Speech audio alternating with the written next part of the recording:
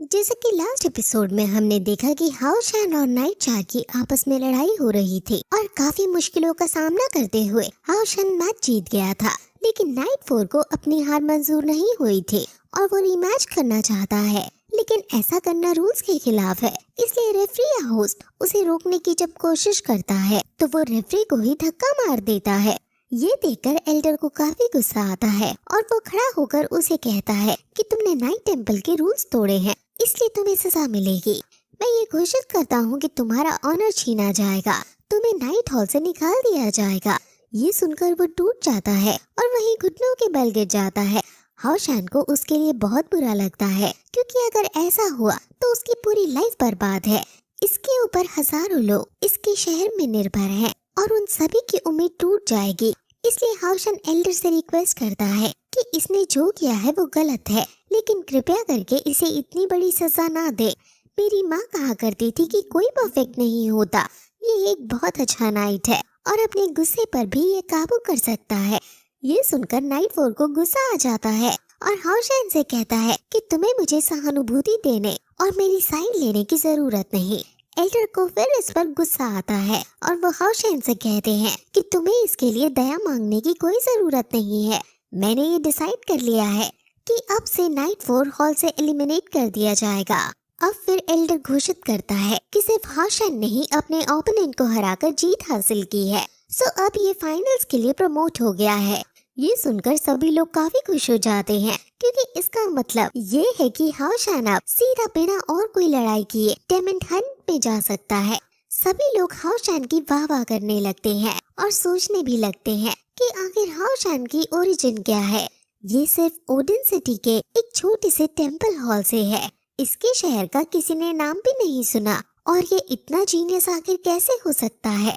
और फिर मैच खत्म हो जाता है और थोड़ी देर बाद हम लिंसन और टीचर ये हुआ को देखते हैं, जो हाओशान और एल्डर को बात करते हुए देखते हैं और फिर उसके सामने आकर उन्हें ग्रीट करते हैं। एल्डर कहते हैं कि तुम्हारा स्टूडेंट काफी अच्छा है और जो आज इसे ग्लोरी मिली है वो ये डिजर्व करता है और अब मैं इसके नेक्स्ट परफॉर्मेंस के लिए उत्सुक हूँ। वो फिर बाय बोलकर वहाँ से चले जाते हैं।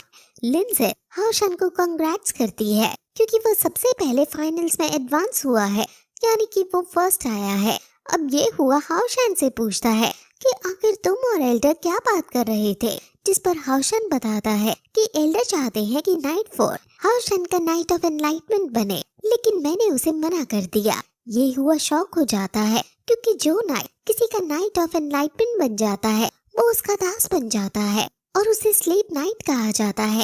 यानी एल्डर नाइट फोर को स्लेव नाइट बनाना चाहते हैं। वो एक तरह से अपने मास्टर की एक स्ट्रॉन्ग शील्ड है, जो अपने मास्टर नाइट के साथ रहता है और अपने मास्टर का लॉयल पार्टनर बना रहता है।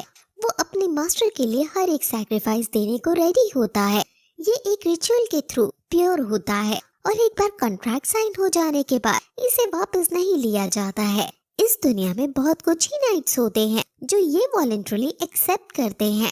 लिंसन को भी ये सब सही नहीं लगता, इसलिए वो खुश हो जाती है कि हाओशान ने इसे ठुकरा दिया है और हाओशान भी कहता है कि काश एल्डर भी जल्दी से इस आइडिया को गिव अप कर दे, क्योंकि ऐसा करना नाइट फोर के साथ जागती करने जितना होगा। अब तभी एकदम उसे याद आता है कि उसे सायर से मिलने जाना है और इसलिए हड़बड़ी में वो उन दोनों को बाय बोलकर वही उसे टॉप पर निकल जाता है और वहाँ उसे फिर सायर दिखती है और वो पूछता है कि तुम यहाँ कब से वेट कर रही थी, ज्यादा तो मैं लेट नहीं हुआ ना। जिस पर सायर कोई बात नहीं करती है और फिर अपनी स्टिक जमीन पर मारकर उसके पास आने लगती है।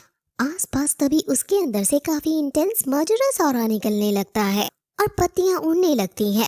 फिर से उसके बॉडीगार्ड्स झाड़ियों में छुपकर ये सब देख रहे थे। हाओशान माफी मांगते हुए कहता है कि मैंने तुम्हें इतना वेट कराया, तुम गुस्सा तो नहीं हो। सायर उसके पास आते हुए समझ जाती है कि उसको चोट लगी है और वो पूछती है कि आखिर तुम्हें कहाँ और कैसे लगी, जिस पर हाओशान पूछता है कि आखिर तुमने कैसे पता लगाया।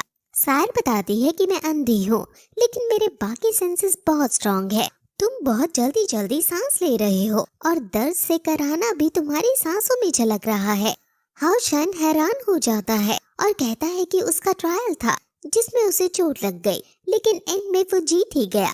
सायर के ऊपर एक पत्ता आकर गिरता है और हाउशन उसे उठाने लगता है और इनके बीच एक रोमांटिक सीन हमें दिखाया जाता है। हाउशन बताता है कि मैं एक नाइट हूँ, इसलिए तुम चिंता मत करो, ये इंजरी मेरे लिए आम बात है। और फिर वो उसका हाथ पकड़कर फिर से उसे घर तक ले जाने लगता है और रास्ते में कई सारे पटाखे उन्हें सुनाई देते हैं, जिससे सायर एक्साइट हो जाती है क्योंकि वो पटाखों को देख नहीं सकती। इसलिए हाउशन बताने लगता है कि आखिर पटाखे किस शेप और रंग के हैं और कितने सुंदर हैं। वो उसके हाथ पर ये सब बता रहा था और सायर को ये काफी अच्छा लग रहा था। और अब चलते चलते वो रात को फाइनली घर आ जाते हैं और सायर कहती है कि मैं कल भी तुम्हारा इंतजार करूंगी। और फिर हाउशन से वो अपना ध्यान रखने और कम चोट खाने के लिए कहती है, जिस पर हाउशन कहता है कि मैं इसका वादा नहीं कर सकता क्योंकि मैं एक नाइट हूँ और इंजरी आना मेरी किस्मत में लिखा है। मुझे वर्ल्ड को प्रोटेक्ट करने के लिए बेटर बनना ही पड़ेगा।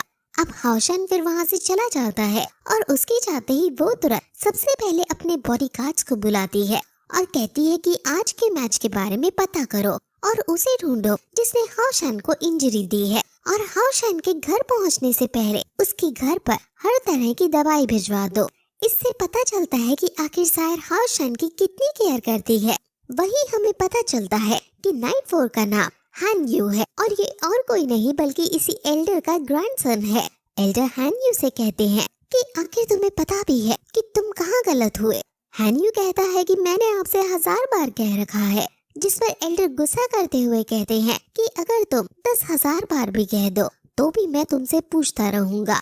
हान यू पूछता है कि आखिर आपने मुझे बुलाया क्यों है, जिस पर वो उसे जोरदार तमाचा मारते हैं और कहते हैं कि अब मैं तुम्हें दोबारा कभी नहीं बुलाऊंगा और ना अब तुम घर से बाहर निकल सकते हो, तुमने मेरी नाक कटा दी है। ये सुनकर हान यू को भी गुस्सा आ जाता है और कहता है कि आपने कभी मेरे बारे में सोचा ही नहीं। आपने हमेशा सिर्फ अपने एल्डर कमांडर चीफ की पोजीशन को ध्यान में रखते हुए ही फैसले किए, इसलिए आपने मेरे पेरेंट्स को भी युद्ध में सबसे आगे लड़ने को भेजकर मरवा दिया। वही हमें हान यू का पास दिखाया जाता है, जिसमें उसके दादा ने उसके पेरेंट्स को आर्मी में लीड करने को बोला और उसके पेरेंट्स फिर उसी युद्ध में मारे गए। एल्डर कहते हैं कि तुम अब तक गलत समझते हो, मैं एक नाइट हूँ, तुम्हारे पिता एक नाइट थे और तुम्हारे पिता खतरा जानते थे, लेकिन उन्होंने ये जानते हुए भी युद्ध में आगे जाना बेहतर समझा। लेकिन तुम अपनी तरफ देखो, तुमने अपनी जीत के लिए रेफरी तक को धक्का दे दिया। क्या तुम्हें अब भी लगता है कि तुम नाइट कहलाए जाने के लायक हो? वो उसे और भी डांटते हैं, जिस पर वो गुस्से में पूछता है कि आखिर आप क्या चाहते हो, कि मुझे क्या करना चाहिए? जिस पर वो कहता है कि तुम्हें नाइट हॉल से एलिमिनेट कर दिया गया है। वो फिर उसे कई सारे सोने के सिक्के देते हैं और कहते हैं कि इसको लो और यहाँ से चले जाओ, या फिर दूसरा ऑप्शन ये है कि हाउशन के पास जाओ और उसका गेम ऑफ नाइट बन जाओ और फिर अगले 5 साल बाद फिर से डेमन हंटर ट्रायल में पार्ट लो और फिर तुम नाइट टेम्पल में वापस लौट सकते हो। वो सोने के सिक्कों को दूर फेंक देता है और कहता है कि आपने मेरे पास और कोई रास्ता छोड़ा ही नहीं। एल्डर कहते हैं कि उसका सबऑर्डिनेट नाइट बनने में कुछ गलत नहीं है, क्योंकि ऐसा करने पर तुम उसके साथ डेमन हंट पर भी जा सकते हो और फ्यूचर में डिवाइन सील भी हासिल कर सकते हो। उसे ये सब सुनकर ग्रैंडपा पर और भी गुस्सा आ जाता है और वो कहता है कि क्या यही है आपके दिल में बस, मैं कभी भी किसी से बेटर नहीं हो सकता, समझे आप? वो गुस्से में ये कहकर अब यहाँ से चला जाता है और ग्रैंडपा उदास हो जाते हैं और फिर हमें पता चलता है कि क्यों ग्रैंडपा उसे हाउशन का सबऑर्डिनेट बनाना चाहते हैं, क्योंकि आज सुबह ही उन्हें ये पता चला था कि हाउशन और कोई नहीं बल्कि हॉल मास्टर जिंगयू का बेटा है और उसके साथ रहकर उसका पोता भी काफी आगे जा सकता है। वहीं हाउशन घर जाकर उसकी दवाइयों से रिकवर होने लगता है और आज के मैच के बारे में सोचने लगता है कि वो आज सिर्फ लकी हो गया जो वो जीत गया, उसे और ज्यादा मेहनत करने की जरूरत है। वहीं दूसरी तरफ हम मिस्टीरियस आदमी को देखते हैं और वो अपने पास को याद कर रहा है कि पास में वो शायद अपने मास्टर के आगे खड़ा है और हाउशन के बारे में बता रहा है कि वो मास्टर जिंगयू जैसा शक्तिशाली तो नहीं दिखता है, लेकिन लुक सॉफ्ट है, खून नया है, ग्रेट भी 4 है। लेकिन अब प्रेजेंट में वो सोच रहा है कि उसने हाउशन को अंडर एस्टिमेट कर दिया है। उसके पास कॉम्बैट स्किल्स है, ऑफेंसिव पावर है और पनिशमेंट और प्रोटेक्शन को भी उसने अच्छे से स्टडी किया है। वो हाउशन से मिलने के लिए काफी उत्सुक है और इसी के साथ